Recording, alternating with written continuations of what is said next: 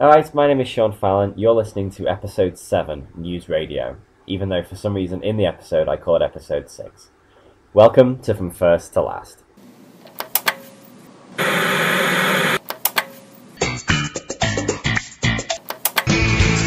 one told you. Baby, I hear the blues are calling, toss.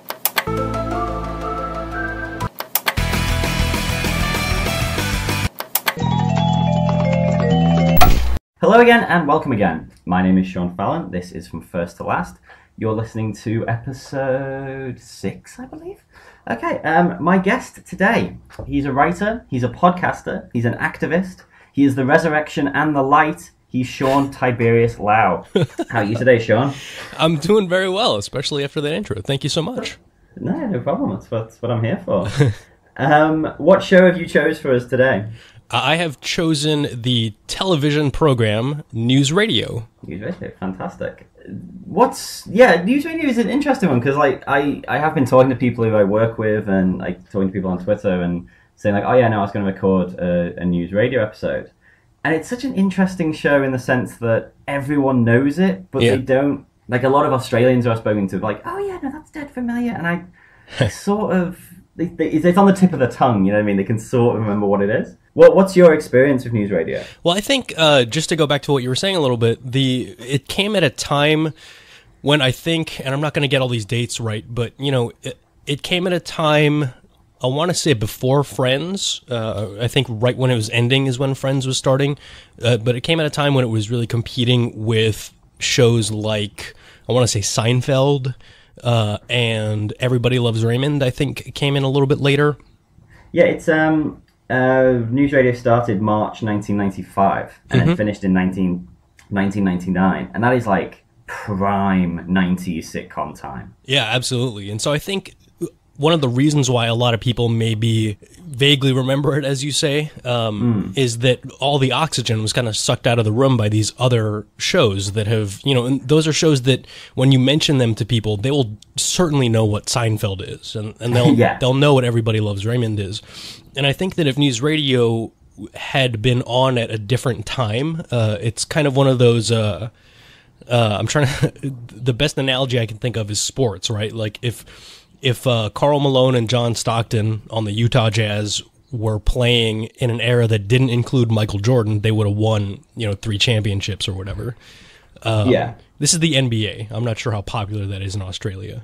That's basketball. Yeah, no, I heard Michael Jordan and I know what that means. I can get that analogy, yeah. Yeah. So that kind of speaks to Newsradio. Like to me, as far as the quality is concerned, I feel like it's held up better than any of those shows, including Seinfeld, which may be slightly controversial. But so my experience with this show, I was in my teenage years. I want to say probably high school.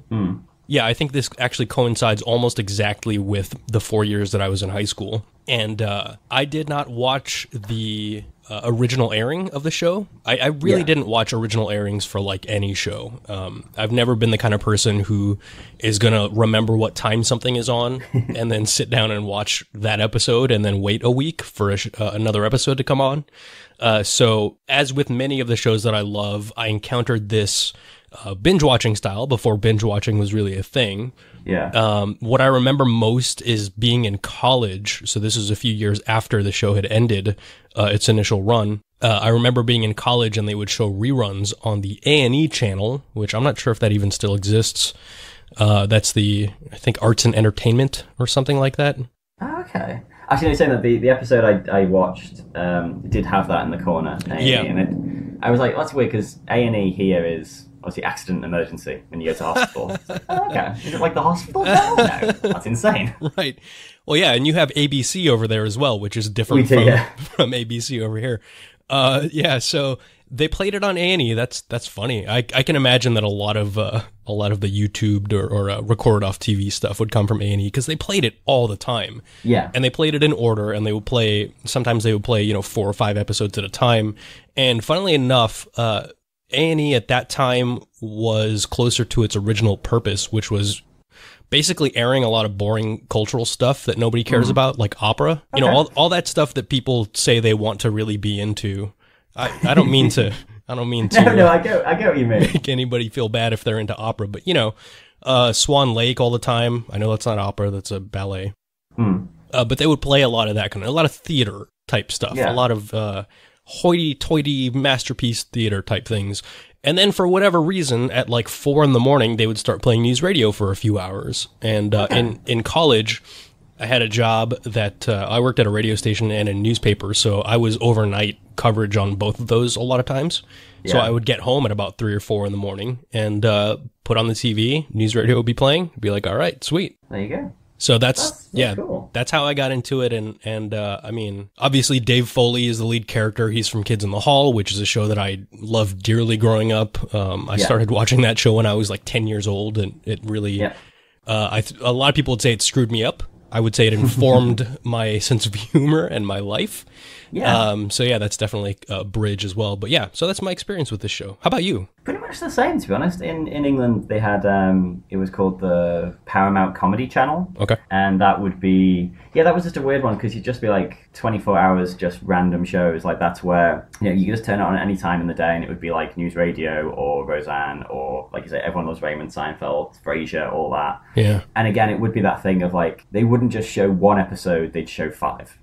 So if you found the first episode and then we just lead into the next one, you're like, oh, okay, well, and I would have been the same. I would have been high school age and just sort of gone through it. And it's actually funny you should say that, because the only reason I think when I was flicking through the channels and it came on, the thing that hooked me in was, again, Dave Foley, because I just got into, like, again, teenage years, just got into Kids in the Hall. Yeah. Which was on the Paramount Comedy Channel as well. Oh, wow. And it was still, Kids in the Hall, I sort of got it, but I was also a little bit too young and uninformed to get it, but I was like, oh, this is a cool thing, because there's only a few of us in school who are watching this. There was no reason why, you'd be watching a Canadian sketch show while you lived in Ellesmere Port in Northern England. There was no reason for those two things to cross. Right. And then that just led into News Radio, and then sort of, obviously as soon as you started watching News Radio, and then obviously you had Phil Hartman, and then Phil Hartman was Lionel Hutz, and so on, and then just like I watched it religiously for a good couple of years, but it would have been a good couple of years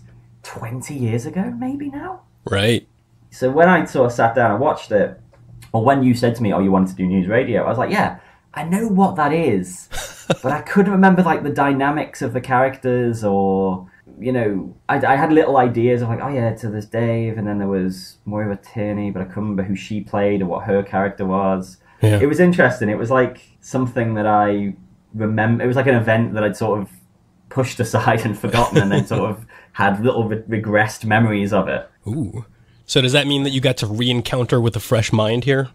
Definitely. Like, I didn't really know what to expect, like, in terms of a lot of the other stuff I've done on this show so far. Like, I guess the episode of this podcast that's closest to this would be Friends, in terms of, say, like, a 20-minute comedy. Mm-hmm. And Friends, even having not watched that for a good 15, 20 years, I remembered clear jokes, situations, stuff like that, because that's such a cultural bedrock. Right, right. Whereas this was, I remember bits and pieces, and I would say, to be honest, watching the 2 episodes of Friends and watching the 2 episodes of this is definitely the better show. Yeah, no question. And even now, like, there wasn't a sense of like, oh yeah, I can imagine why this was, popular with a certain crowd in the day. I was like, no, but this is still very good. This is very strong, like, still. Yeah. I want to say in the past 3 years or so, I have rewatched the entire series 5 times, maybe. Yeah, no, I could imagine doing that. I could imagine sitting down just having it as something, like a go-to of like, I need to kill 20 minutes, I just want to watch something, or I need to kill an hour, and then just throwing it on and it being perfectly, perfectly it's amazing. And kind of going back to the, the fact that Friends is a real cultural bedrock, I think one thing that's really interesting about News Radio is that it influenced so many shows that we now think of as brilliant, but it's kind of a hidden influence. It's not spoken about a lot, kind of in the way that crossing media, once again, when Nirvana was popular, they talked a lot about bands like the Pixies and Sonic Youth, bands that they were influenced by. And so you kind of had an idea of where they were coming from. That would be equivalent in this situation to, I think, shows like Arrested Development could have really talked about News Radio as an influence. And maybe he has. Maybe Mitch Hurwitz, the creator of Arrested Development, has. I haven't seen it, but he seems like the kind of guy who would. pointed out. Yeah, no, I mean, they seem very samey in the sense of like very good shows that sort of came up against the studio wall, the network wall, and will always just sort of be remembered as like shows that didn't quite get to spread their wings as confidently as they would have liked. Like the studio or the network just didn't get what they were doing, and so just kept putting up these walls to try and shape them off, and then in the end it just killed the show. Yeah, well, I also think there's a lot of technical similarities, and one thing that's really interesting to me is that Arrested Development really kind of brought, or was a part, was one of those shows that brought that whole single camera idea back. And News Radio is a multicam show, and that's, just like Friends was, just like Cheers was. And those shows are usually harder to do from a comedic standpoint. This is what I've heard from creators, because you're limited on the kind of angles and scene setups that you can create, because the cameras are always kind of in the same place. And News Radio took that and actually used it to its advantage in a number of the episodes with a number of running gags. And when you think of, using the camera as kind of an additional actor and creating comedy using the camera by using where the camera is placed and what it's showing and what it's leaving out of the scene, and you think of running jokes, you think of those two things, you think of Arrested Development, but man, News Radio was brilliant at all of that stuff as well, using a multicam setup, which I can't even imagine how hard that must have been. But let me give you some trivia, actually, that's kind of related to that before we get into the episodes. Many of these episodes were directed by the legendary James Burrows, who did a lot of the Cheers run. Yeah. And Burrows was well known for his extremely complicated staging and his idea that in multicam shows, that he wanted to present some kind of dynamism. You see it a lot in Cheers, not quite as much as you do in News Radio, but it's very easy to see that influence bleeding over with that director. Yeah, no, definitely. I mean, it must be so, like you say, it must be so difficult to have that 3-camera setup and just be like, right, we've got center, left, right. Mm-hmm. There's not really much you can do with that. And like you said, you do see a lot of shows that have that setup and they don't mess around with it. It is just like, okay, we'll just shoot them from this side, then this, and joke return, and then we'll just move on to the next set. I don't want to blast like Friends too much because I know a lot of people like it. I don't hate the show, but at the same time, you don't see that kind of stuff going on in that show. That show is very personality based. It's not as much kind of a technical feat as News Radio is. Not, I shouldn't really even be comparing them, but it's the idea of just taking a camera and using it as a fly on the wall. You see that with shows like Seinfeld and shows like Raymond and shows like Friends and shows like Frasier, right? But this idea, and you'll see this because I know that we're both film people, you'll see this a lot in Edgar Wright films as well, where he creates a lot of comedy by where he places the camera and what he shows in the frame and what he doesn't show in the frame. And again, News Radio is out there doing it with a multicam setup, in 1999. It's just kind of incredible, or 95. Yeah. No, like you say, Edgar Wright's a great example of that. Of if you think of Shaun of the Dead, the opening of that, where you've got a couple having a conversation, but the camera moves slightly, like, oh no, they're not by themselves, there's someone else, and then the camera moves slightly more, like, oh no, there's 5 of them now, and it just opens up piece by piece by piece, and just and gives you the joke, and it's again a very easy thing to see. Once you've seen that and you've seen it done well, you can't help but see the cracks and other stuff, which I think, like, getting into the first episode of News Radio, and again going back to Friends, and this is not a criticism of Friends, but I think it's an interesting sort of comparison of the two sort of like senses of humor. When I rewatched the Friends episodes, it's very much sort of fishing with dynamite. It's just every line is a joke line. It's just joke. And you think, like, okay, if you make 100 of them in an episode and 20% of them hit, perfect. Whereas I think News Radio did go for more of the setup punchline. There was quite a lot of like conversations that would build and build and build, and then they'd re-reference something at the start, and that would be the joke, and we'd move on, which is such a very different style, because watching these shows and watching these 90s shows with their canned laughter, it can be quite oppressive, that canned laughter, if it's too much. And I think with Friends, like, it got to that point by the time of the last episode where it was just like they just pressed play on the laugh track and just never turned it off. No, it was just like joke, joke, joke, joke, joke, or just line, line, line, line, told in a jokey style, and some of Right. Yeah, I think I haven't watched Friends in a long time, but definitely by the end of that show, you had this idea that when Chandler said something, he would say it in a certain tone of voice, and really it was the tone of voice and the familiarity that was making it funny, less so than the writing itself, right? There are some brilliant joke writers on that show, for sure. And I mean, there's a reason why it's such a cultural touchstone. But yeah, this is, again, I kind of regret comparing the two because they're such different animals, but that's really what it is, that News Radio was really different at a time when most TV shows, TV shows that you probably are not going to do on this show, like Caroline in the City and Veronica's Closet, these shows that people probably wouldn't even remember. They were all kind of doing the same thing that Friends was doing, because it's successful and because with good writers you can do it. But yeah, as you mentioned earlier, when comparing it to Arrested Development, this is a TV show that really came in wanting to do a specific thing and really did that, and didn't kind of take the template of other shows that were popular at the time. Yeah, I mean, reading some trivia, and it was like when the show first started, and the network were like, okay, you've got Lisa's character, you've got Dave's character, let's have a bit of a Sam and Diane, a will they, won't they?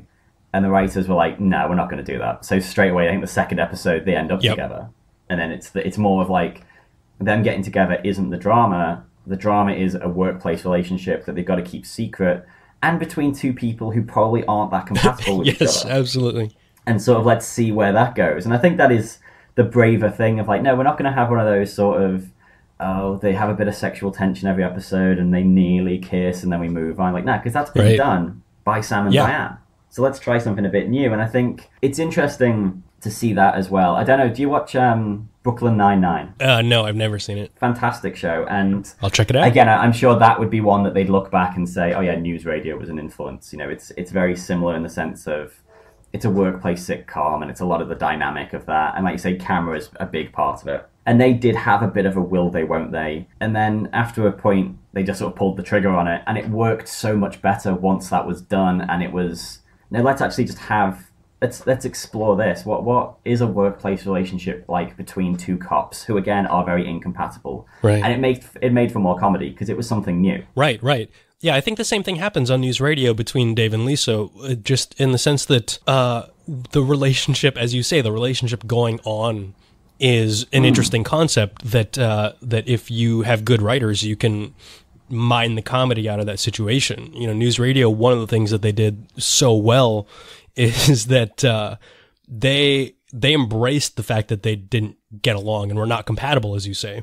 Yeah. So they had there are a few episodes where there's one episode where Jimmy brings out a productivity chart, and the productivity is normally like all the way at the bottom at 0, and then on certain days it peaks all the way up at like 2 billion or something, and they're trying to figure out what those dates correlate with, and it turns out that that's when Dave and Lisa, who I believe are no longer dating, I think that's true, it turns out that those are times when Dave and Lisa sleep together.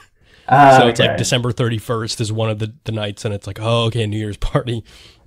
And so they, like I said, they mine that situation for comedy, and it turns out, not to spoil the episode, I guess, but it turns out at the end of the episode, it's not about them sleeping together, it's about them being angry at each other, because that's when they each get turned on, is when the other person is really angry. So you have this dynamic that works not only in terms of their relationship, but also after their relationship is over, they can still be angry at each other, right? So you can still have that same dynamic going on. So they wrote these jokes and these situations that could be carried on regardless of what kind of situation the network wanted, right? Yeah. It doesn't matter if they're together or apart. They can still be those characters and get pissed at each other and make the funny that way.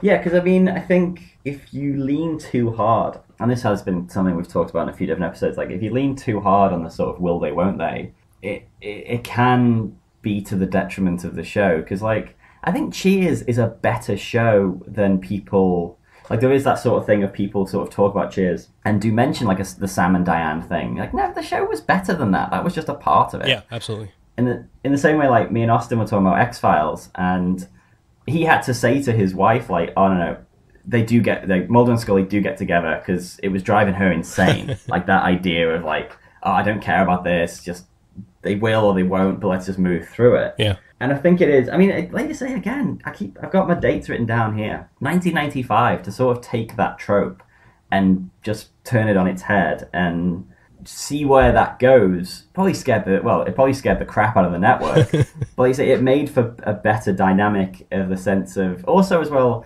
removing the romantic element from it and just like, yeah, sometimes people who work together end up in these sort of vaguely toxic sort of relationships, and then let's see where that goes. Right. And because there's jokes aplenty, you know. Yeah, the idea that in 1995, like you said, that you could have the two main characters in what is essentially a pretty casual relationship, right? And Sam and Diane was great, but they would talk about marriage and are we going to be okay, you know, being together forever, even though we're so different. Yeah.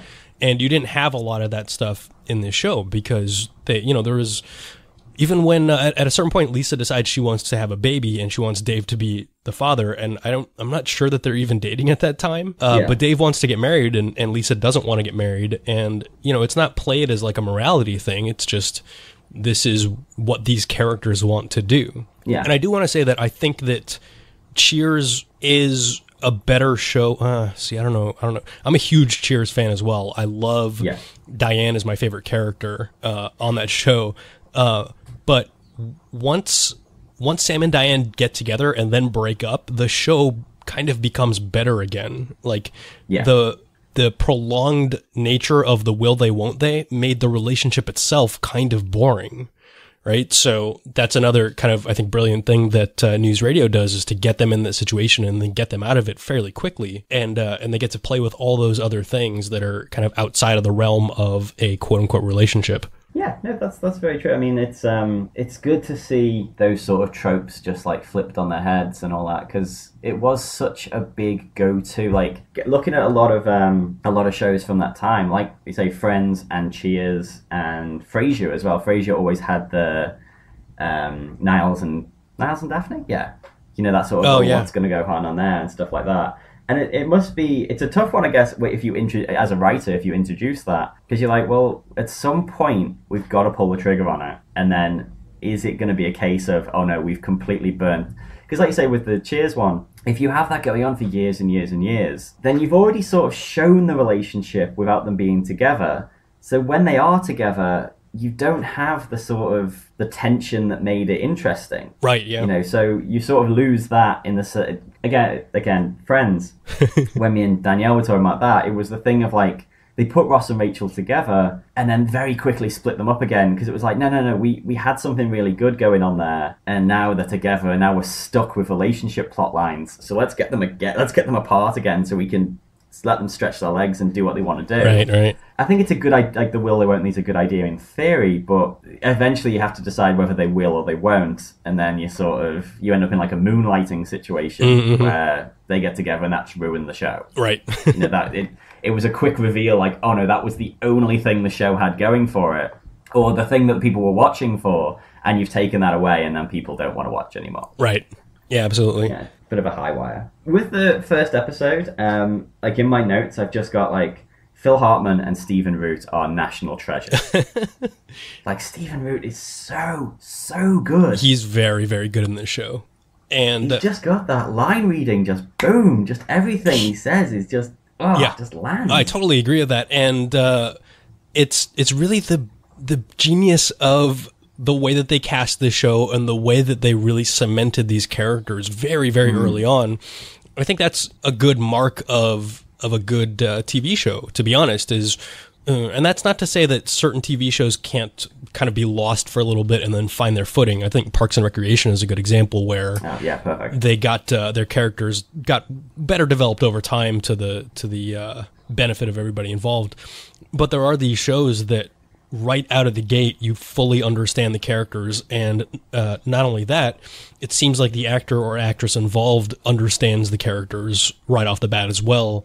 Yeah. And it gives you so much room to play with the kinds of punchlines you want to set up and the kinds of character development you want to set up, because the person who's playing the character fully knows what they're doing. And one of the things that's really great about that I think News Radio really does show off is that the situations that the characters get into as the seasons go along, talking seasons 3, 4, 5, the situations become more and more natural because the characters are so well defined, right? Yeah. Because, there's a later episode where Jimmy wants to build the Jimmy James Towers.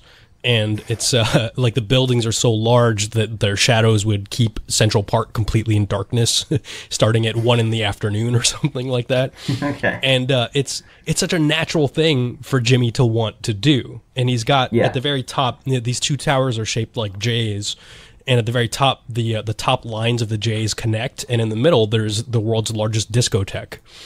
And if you know the character of Jimmy James, none of this doesn't make sense. Like all of this is like, yeah, okay, I get that. That totally makes sense as far as what this character would want to do. And so you get to do weird, wacky stuff like that. And, the discotheque thing it's a punchline a couple times in the episode.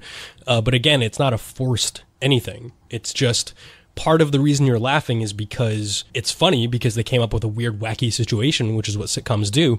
But the other reason you're laughing is because you're like, that's so Jimmy. And as you say, if Stephen Root's line readings weren't so great, if he doesn't inhabit that character so well, you can't get those kinds of laughs just by knowing a character would do that, Yeah, no, it's the difference, I guess, like you say, with being told that a character would do it. Yes. Having like other characters be like, oh god, that's so Jimmy. Like, no, 5 seconds after Stephen Root comes on screen, he's got that character locked, and that's not just him as well. Like, I feel like it's a 22-minute pilot, but by the end of it, you could watch that one episode, and if someone asked you any of the characters' sort of personalities, for pretty much all the main characters, you can say, yeah, she's this, he's this, he's this. It's pretty much, it's well established, but it's also, I thought a great pilot in the sense of like that joke of him having to fire the boss, or the old boss, has so many different layers, and it builds and builds, and then like obviously he's talking to Lisa, and then he's asking for her advice, and she's like, "Oh, well, don't worry about it, because when they fire Ed, I'll be the news director." Right. Like, oh god, just an extra little piece of it, and it just keeps doing that until it breaks at the top, and then just that great joke at the end of like, is it Ed? Is it Ed? Yeah, Ed. Yep. Kurt Fuller. Yeah, and he's like, "Oh, well, I'll go across the street to WYPX or whatever to my old college mate." And then the joke at the end being like, not only is that radio station gone out of business, his college friend's been dead for a week. Right. It's just like, and I think in terms of a pilot, like for this sort of show, it's fantastic because if you just watched that one episode, it's a fantastic beginning, middle, and end, self-contained little bubble, but it also has hints of what's going to come later. But as a 22-minute little short movie, it's great. It just gets everything you need and manages to be a great story as well. Right. Yeah, absolutely. Yeah, it's amazing to me when pilots work because you have to introduce a world, you have to introduce characters, you have to introduce tension, you have to give an idea of how these characters' flaws or strengths play off of the straws and flanks of the other characters. There's so much to set up in a pilot that it's almost a wonder sometimes that pilots can also be funny because of all the work they have to do. And as you mentioned, they find areas to be funny in things that are they're not, I want to say the word throwaway lines, but they're not throwaway in terms of value. They're throwaway in terms of continuity, I guess, right? Yeah. Like you said, the line with Ed, it's never going to come back. It's not like a Marvel movie where we're going to have to find out the backstory behind Ed's friend and how he ran the radio station, how he died, and how that radio station went under while News Radio WNYX is still alive. You're not going to need to know any of that stuff, and so they kind of use the outside world as this way to inject comedy into the situation as we're learning about our main cast. Yeah. Which again, it's just, it sounds so simple when you say it, but if it were simple, then more shows would do it, Yeah, that's it, exactly. Yeah, it just sounds like an easy thing to do. And then, because there are, for this podcast as well, there's like watching different pilots and just seeing that thing of like, yeah, it's most of the way there, but I can see how the show is going to have to tweak this, and this, and this is going to change. Mm-hmm. And sometimes it's more of a case of like, well, we need to establish our main character and the rest of it can come later. Mm-hmm. again, going back to like X-Files, that was very, like, when I was watching News Radio and thinking about pilots, I was like, yeah, the X-Files one is quite similar in the sense of it's brand new, but it feels lived in. You know, it's the actors have got the characters' numbers straight away, and the writers know exactly who these characters are, which obviously is you do watch some pilots where the writers are sort of like, yeah, we've got an idea of what this is, but we'll piece it together as we go along. Right. And watching obviously from first to last, you do see that. But with News Radio, like you say, it looks as though this has been a show that's been on for 10 years and Dave's like a new character that's just joining a show in progress. Absolutely. Yeah, that's a great way of putting it. Yeah, no, just great to watch. I mean, it's always hard to see Phil Hartman on screen, like to hear his voice and to see him. Oh, You're just kind of like, oh, god damn it. Yeah. Phil Hartman. Yeah, speaking of, I know that we do first to last here, but I'm going to interject with a few episodes in between so I can talk about some things that I love about the show. I want to say the best episode of TV I've ever seen in my entire life is the first episode of the 5th season, which is the one where they address Bill McNeil's death. Yeah. It is obviously incredibly hard to watch. This is an episode where they pay tribute to Bill McNeil, played by Phil Hartman, obviously. They pay tribute to him throughout the entire episode, and the news is still raw to the cast members. Yeah. And so there's a lot of crying, and it's all absolutely real. Of course, yeah. And that's something that you don't really see. I'm thinking about other shows, like I believe The West Wing had a character, or had an actor die. Yeah. And it's Leo, the guy that played Leo. Yeah. I want to say. And that is sad, but it becomes very plotty. Exactly. They don't... I get the feeling that in a lot of shows, the option that you're thinking of really is to figure it out, have the cast act like kind of normal, maybe do a funeral episode, and that's kind of it. But the writing on the episode, it's called Bill Moves On, the writing on that episode reads like a sincere goodbye to Phil Hartman through the entire thing. They address head on how they feel about Bill as a character, but also, Phil as a human being. And it's amazing because there are very, very funny jokes in that episode. And the other thing that's really, really interesting, and I would imagine very difficult, is that a lot of the dialogue in that episode comes from pre-written letters that Bill has written to each of his coworkers.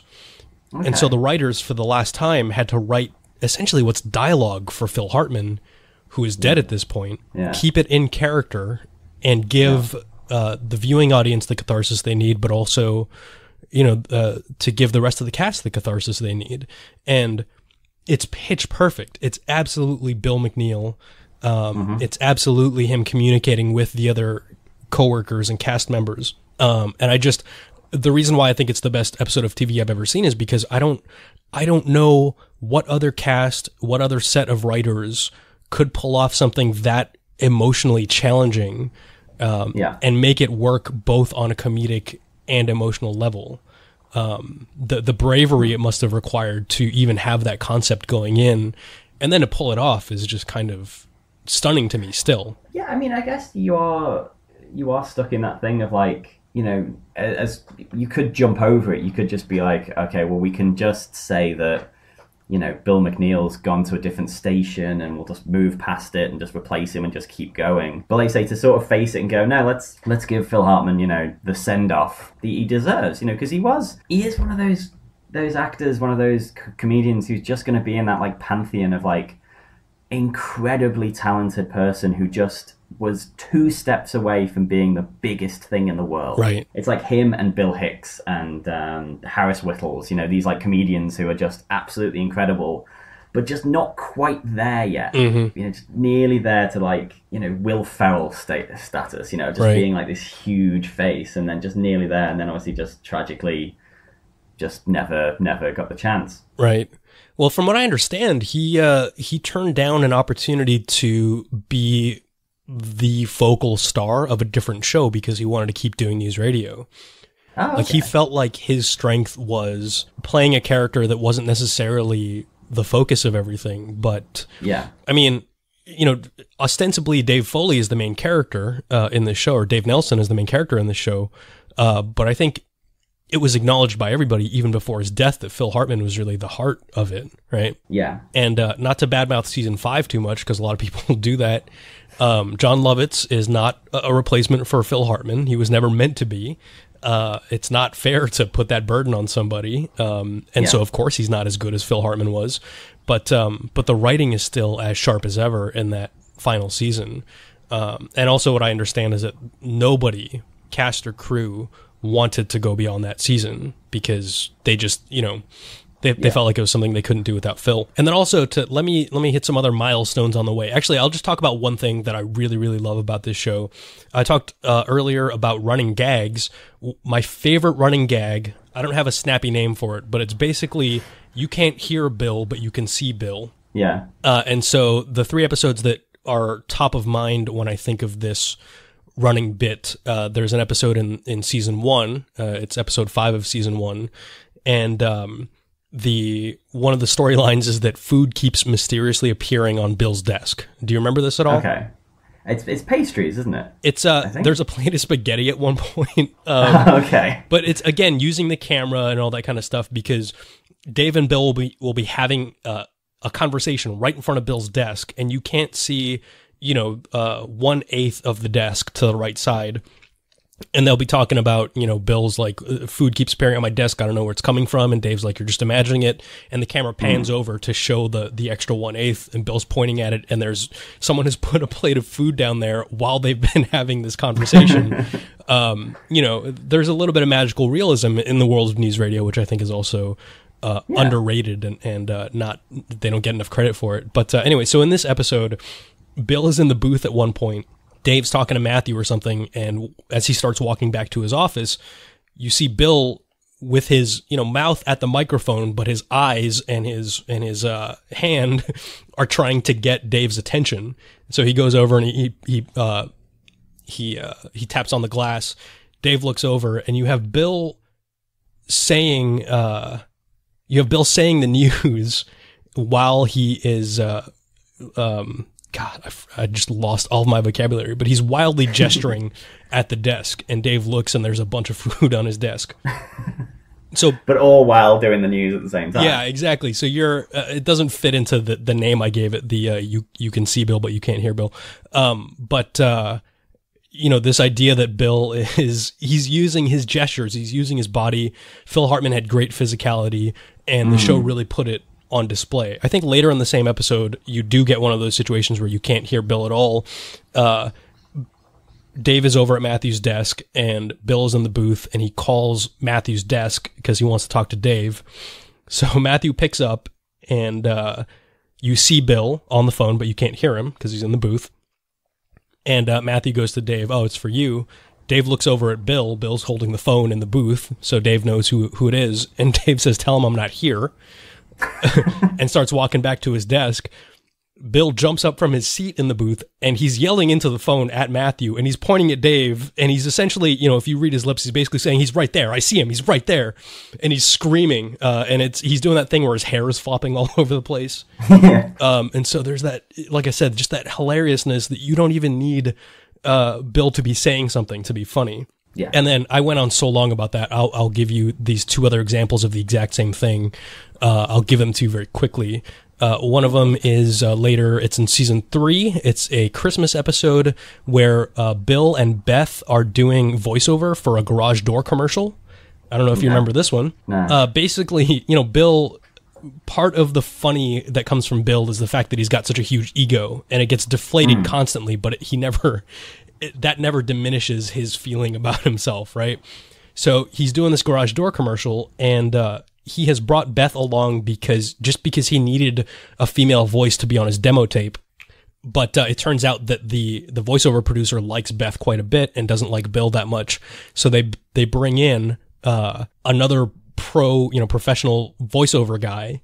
And so Beth decides that she's going to sabotage the recording by not doing a good job with this other guy so that they'll bring Bill back, for the chemistry. Yeah. The voiceover producer catches on to this. He calls the other guy into the booth, with him and Bill, and they start arguing, and there's just, like I said, there's hair flopping around, there's fingers being pointed, and Beth can hear them in her headphones, so she says, "I can hear you guys," and so they all kind of stop and they compose themselves, and they turn their back to her, and then start doing the exact same thing, all the while gesturing and everything. It's a good, 45-second sequence where you don't hear anything that they're saying, but like that's one of the biggest belly laughs I get, even when I rewatch the show. And then, God, I'm so sorry that I'm just rambling. No, it's by all means. We'll get to the last episode in a minute, though. But yeah, go for it. So the last one I want to talk about is this is also in season 3. It's the 50th episode of the show. This is the one where Bill goes to an insane asylum, and this is the this is the cold open to this episode, and it's absolutely brilliant. There is no dialogue in this whatsoever. So Bill is outside of the office. He is parking across the street from the office, it looks like, to pick up a coffee. He parks at a fire hydrant. The camera is set up from very far away, so there's a reason you can't hear the dialogue. Bill goes in, a meter maid comes over and starts writing him a ticket. He comes out, again, while gesturing, hair flopping all over the place. He's pointing at the car. He's obviously saying something like, "I was just here for a minute." The meter maid is like, "No, you're getting a ticket," and he starts flipping out. Again, tons of physicality. It's just arms all over the place, legs all over the place, screaming. And then you see a cop car pull up with its lights flashing, and Bill starts yelling at them, and then 3 other cop cars pull up, and you're getting all this, again, with no dialogue whatsoever. All you see him just screaming at each one of the cops, pointing his finger, all that kind of stuff.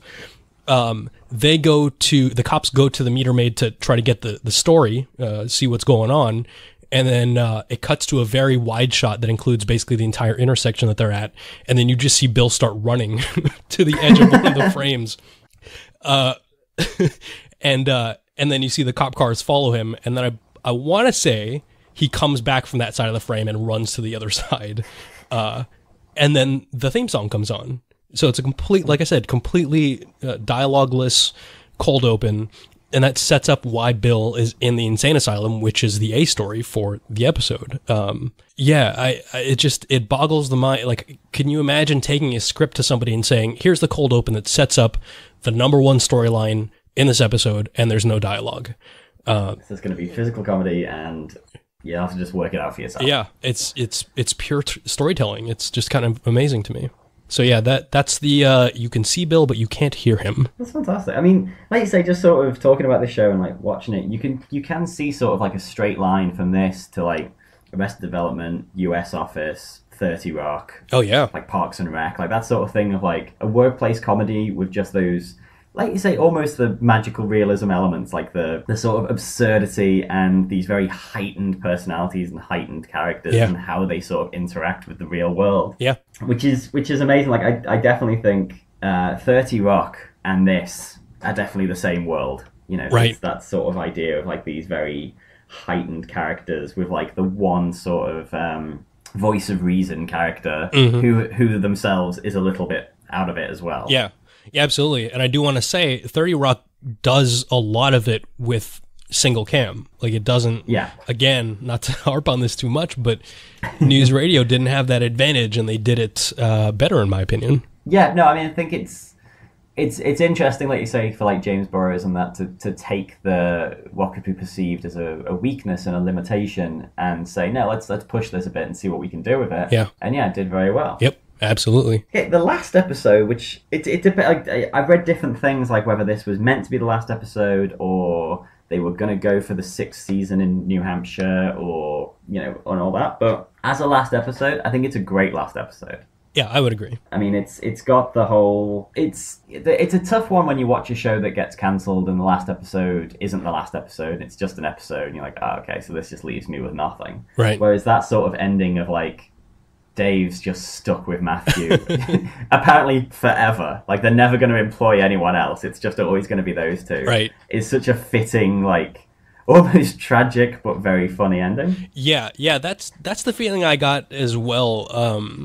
I remember being extremely emotionally unsatisfied at the final episode the first time I ever saw it. But the more that I've rewatched the show, the more I think it really is kind of the fitting thing to do.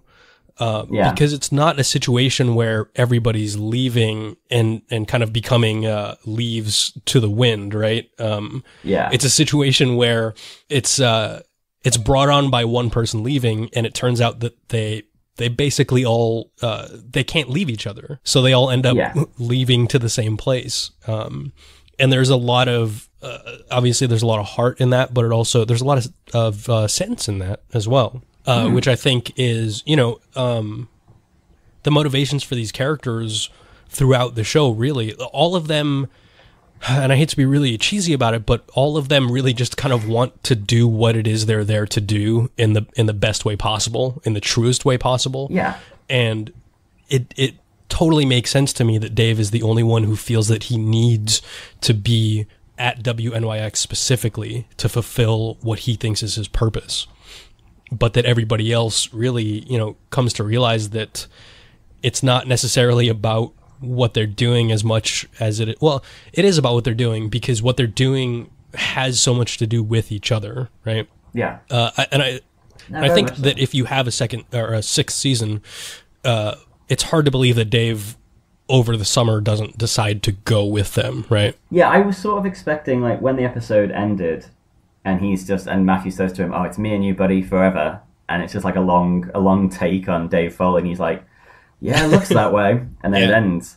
I did think it was going to fade back up, and you'd have a shot in New Hampshire of him like pulling up in a cab or something like that, and that would be how it ended. Like a whole thing of like, "Oh, well, now I've got to go as well." The thing I was laughing about was two things. Obviously, Dave Foley is such a kid in his in his dad's clothes, isn't he? You know what I mean? He's in like a big talking head suit, just tiny head and a big suit. But also as well, I love that sort of thing of like the episode starts in the morning where they're having like the morning meeting, and then by the end of the day, everyone's left. Yeah. There's no sort of like, "Oh yeah, no, I've got to sort out this. It's like, no. In the space of like 8 hours, you all decided that, all I need to do is just clean out my desk, and then we'll just piss off to New Hampshire. Yeah, absolutely. Done. I mean, a large part of this show is that there's so much comedy in the fact that people are doing what they're doing without thinking about it at all. And as we spoke about earlier, Jimmy James is kind of the ringleader of that thought process, right? That he just... Yeah. It's not that he doesn't care, it's that he doesn't...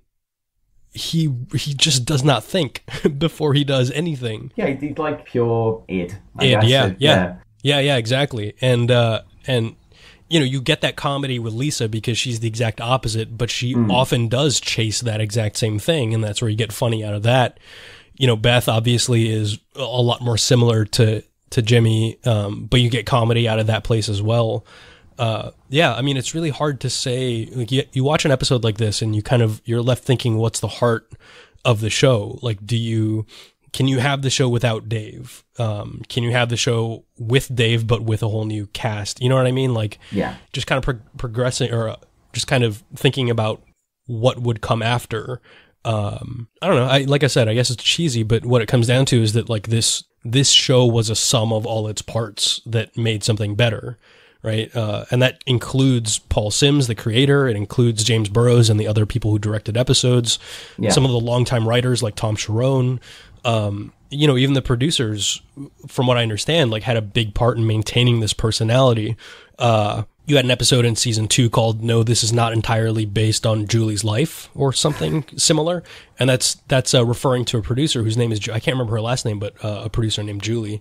So like I said, just everything, like they threw everything in the fire and came out with something that was just so amazing. Yeah, I mean, and also as well, it's one of those shows that if you sort of look, it's sort of, again, similar to Arrested Development. Like, obviously Arrested Development had its run and then got sort of cancelled prematurely, but pretty much everyone in the cast went on to do bigger things. Like, there wasn't a sense of like, oh, this was their one shot at stardom, and because the show failed, they all failed. It was like, no, people have seen the talent and have taken it elsewhere. Yeah. And as well with Newsradio, you're sort of like, well, yeah, Stephen Root, Maura Tierney, I had a third one. Well, they're all names that they've all gone on to do other things. They're not really... Well, Joe Rogan... Joe Rogan went, yeah. Yeah, now he's a famous podcaster, basically. But, he was on Fear Factor for a billion years. Yeah. It's something to do with Ultimate Fighting as well, isn't he? Probably. I think he is like a big part of the UFC, and also he doesn't believe that we landed on the moon. He's a little nutty. Yeah, it's either that or he's a hollow earther. He's one of those sort of strange conspiracy theorists. Yeah, I could believe both things about him. Yeah, that's it. Anything else? Yeah, I got a few things. Some interesting trivia. Newsradio is a little bit weird in the sense that it used a number of its guest stars to play multiple characters throughout the run of the show. Okay. I'll give you an example. John Lovitz appears as he's a fellow insane asylum patient. He comes back later to be, he's in an episode, I believe it's called Jumper, because he is on the ledge of the Newsradio building threatening to jump. Right. He comes back as a third time to join the cast as Max Lewis. None of these three characters are linked whatsoever, but he plays all three of them. Okay. The exact same thing happens with some very famous people from a show called Mr. Show. Oh, okay, yeah. David Cross, Bob Odenkirk, and Brian Posehn. All three of those guys play three different characters. One episode that they're in, they play the other three members of Dave's a cappella group, quartet. Okay. But all three of those guys show up in other episodes playing smaller roles. Okay. So that's interesting. Actually, David Cross plays one of Jimmy James's nephews. And I can't remember what the other two guys play. Weird. Let's see. There are more. But those are basically like the big ones. That's crazy, because that, again, is something that, I think the problem now would be if you did that, people on the internet would go mad because of, continuity. Right. Though, saying that, there have been a few shows that have done that, dramas, like Deadwood. Oh, yep. Did that quite a few times. They just recast the same actor, and Penny Dreadful's just done it.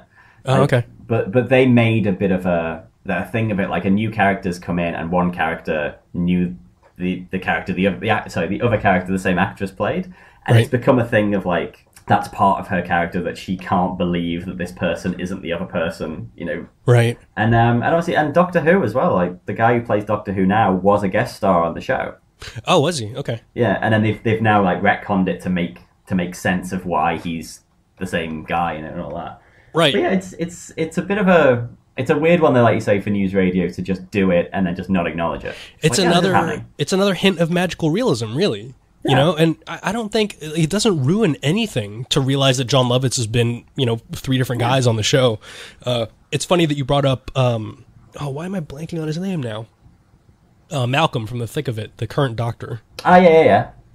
Peter Capaldi. Thank you. It's funny that you brought up Capaldi, because the other show that I was thinking of when you asked me to do this was The Thick of It. Oh, right, okay. Which that would have been kind of an interesting episode, probably. Because we would have to talk about British politics quite a bit, which I don't know anything about. Well, luckily neither do I. So Except that it's we muddle our way through. Right. Wallace Langham is the other guy I was thinking of. He's on multiple episodes. Most people will not know who this guy is, but he voiced the lead character on a cartoon called Mission Hill around the same time, which is one of my favorite cartoons. So yeah, sorry. Just throw that in there as well. No, I mean, like you say, it is an interesting thing to, like you say, to do it and not have the throwaway line of someone saying, "Oh, this guy seems familiar." Right. Hardy ha ha. It's no, this is just happening. Just get onto it. Don't be a dick about it. It's a say, we've got a really talented actor. We're just going to keep using him. So absolutely. Yeah. Don't even worry. That's kind of the story of this show altogether. Really, is just all right, we're going to do this thing. It's going to be funny. Yeah. Trust us, and don't get bogged down in the details. We're entertaining you here. Well, actually, saying that, 30 Rock. I think the first and second season, or just the first season, every episode has had Rachel Dratch on playing a different character. Right. So same thing. There was never a point where it's they're all sisters or they're all cousins. It was no, we just got this comedian, and we're just going to use her as many times as we can because she's funny and she's willing to go a bit wild and play these wacky characters. So yeah, let's go for it. Don't worry about it. Yeah, totally. Yeah. Let's see, what else did I have? Oh, interesting things. If you listen to Dave Foley on the Mark Maron podcast, WTF. This is from a few years ago, but you'll find out that Dave himself was struggling with a dissolving marriage due to an abusive spouse the whole time he was filming this show. Apparently his wife was extremely verbally abusive, told him he was shit every day. If you watch this entire show with that thought in the back of your mind, it gives you, I don't want to say more respect, but it definitely, I mean, acting must be hard. Yeah. Yeah. It's also a really fascinating episode because, you usually don't hear about kind of emotional abuse from the, from the female partner to the male partner, but also Dave's just really, open and honest and eloquent about that stuff. So it's a really good episode. Not to promote other podcasts here. That's fine. I'll get Mark Maron on as a guest. There we go. And then you can talk about that. The other thing I want to point out is that there have been a lot of reports of animosity between Joe Rogan and Andy Dick on the show. And there are a million different stories out there, but one thing that is very, very interesting to me that I think for good reasons doesn't really get brought up is that what I understand is that Joe Rogan believes that Andy Dick is the one who got Phil Hartman's wife back on cocaine. No, this is John Lovitz and Andy Dick, as I read it. Yeah, so John Lovitz is apparently John Lovitz and Andy Dick had a really contentious relationship during that last season. Oh, interesting. And John Lovitz blames Andy Dick for getting Phil Hartman's wife back on cocaine, and then told the story recently that he bumped into Andy Dick at a party, and Andy Dick said to him, and this is from John Lovitz, there's nothing to corroborate this, and Andy Dick said to him, I'll put the Phil Hartman death curse on you, you'll be next, and then made devil horns at him. Right. Like, oh, okay, there's a bit of weirdness here. Yeah, Andy Dick has never been accused of being sane. No, that's it. Yeah. Oh, interesting. Maybe I conflated those two things because I do know that Joe Rogan and Andy Dick had a rough time, which actually makes some of those scenes a lot funnier. The ones where Joe Rogan is chasing, Joe is chasing Matthew down to beat him up. Makes him a little funnier. Yeah, actually, just if he'd caught him, he'd kick the shit out of him. But yeah, this is, like you said at the very beginning, this cast is amazing. Whatever you may think of Andy Dick or Joe Rogan or John Lovitz nowadays, they're so good in all of their roles. It's amazing. Like I said, I've rewatched it a lot in the past few years. There are a few shows, like I'll rewatch all of Cheers once or twice a year.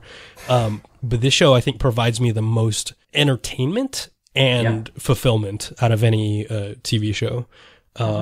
It's hard for me to say what my absolute favorite TV show is, but for the last few years, when people ask me that question, I've been saying Newsradio. Fantastic. Well, I think that's a perfect spot to wrap ourselves up. So, Shaun, where can people find you? People can find me on my podcast, which I'm going to promote other podcasts again. I did not have Dave Foley on my show, but or Mark Maron, but I did have Sean Fallon, I believe, was on my show at one point. Is that correct? Yeah, I was on, actually looking at my Skype history, I was on March 20th last year. Oh, wow. It's been a long time. We need to get you back on. Yeah, definitely. I was on to do The Exorcist. So that's right. I know you want to do Signs, so we're gonna maybe think about that. But my show is called No Totally. You can find that at nototally.com. You can figure out how to subscribe and follow me on Twitter from that website. We are mostly a movie discussion podcast, but we also do social issues. So I hope people find that entertaining. And that's where I can be found. Awesome. You can find me at From First to Last on Twitter. You can email me from firsttolastpodcast@gmail.com if you want to be a guest. There's still a variety of shows left to be unclaimed. If you go on my Twitter, I've started just listing random shows to see what happens. And people have started biting, like, oh, no one's done this? I'll take it. So I'm going to just keep doing that. I have had a thing of I listed that the Osbournes was something that hadn't been claimed. And that started one of my friends why would anyone want to do the Osbournes? This whole back and forth. And then in the end, he volunteered to do Friday Night Lights. I was like, okay, nice. Well, that sort of works in its own way. There you go. Yep. Movie writing, audienceoverword.net. And my personal Twitter is equiatic_bind, but you can find that from First to Last. You'll work it out. You're smart people. Thank you for coming on, Shaun. It's been really good, mate. Yeah, thank you for inviting me. This was awesome. Yeah, it was, wasn't it? Awesome. Okay, my name is Shaun Fallon. This has been From First to Last. Goodbye.